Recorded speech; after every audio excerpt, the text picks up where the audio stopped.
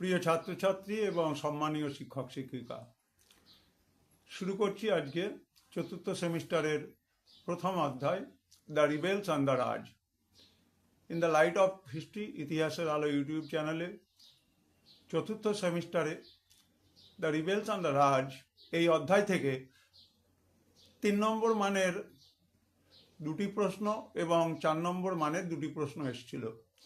সেক্ষেত্রে উচ্চ মাধ্যমিক শিক্ষা সংসদের নির্দেশিকা ছিল 1 out of 2 questions, অর্থাৎ দুটি প্রশ্নের মধ্যে একটি প্রশ্নের উত্তর লিখতে হবে।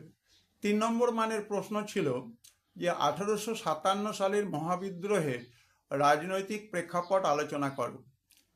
ওর সঙ্গে ছিল 1857 খ্রিস্টাব্দে মহাবিদ্রোহের পশ্চাতে অর্থনৈতিক কারণগুলি কিরূপ ছিল। টাইপ 2 4 নম্বরের প্রশ্ন ছিল। টাইপ 2 4 নম্বরের প্রশ্ন যেগুলি ছিল সেগুলি তোমাদেরকে বলছি। সেটি হচ্ছে যে ঝাঁসি রানী লক্ষ্মীবাই 1857 খ্রিস্টাব্দের মহাবিদ্রোহে কেন সক্রিয়ভাবে অংশ নিয়েছিলেন, এবং আরেকটি প্রশ্ন ছিল 1857 খ্রিস্টাব্দের মহাবিদ্রোহের প্রকৃতির মূল্যায়ন করো।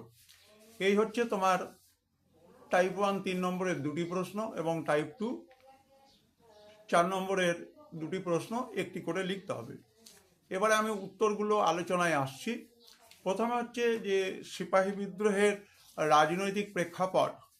এই প্রশ্নের উত্তর যদি তোমাদেরকে লিখতে হয় তাহলে তোমরা কি কি বিষয় লিখবে।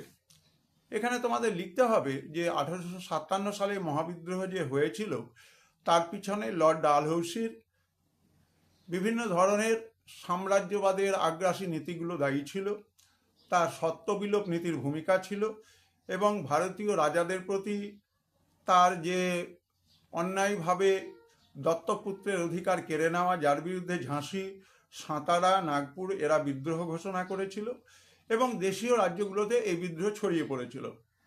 দ্বিতীয় হচ্ছে যে মুঘল বাদশাহ জাফরকে যখন সরিয়ে দেওয়া হলো, যিনি কিনা একটা আমাদের ভারতবর্ষের যে ব্রিটিশ শাসনের আগে মুসলিম রাজত্ব ছিল তার প্রতীক হিসেবে আমাদের দেশের মানুষের হিন্দু মুসলিম ঐক্যের নিদর্শন হিসেবে কাজ করছিলেন, সেটি কিন্তু ভারতীয় মানুষের মনে সিপাহী বিদ্রোহে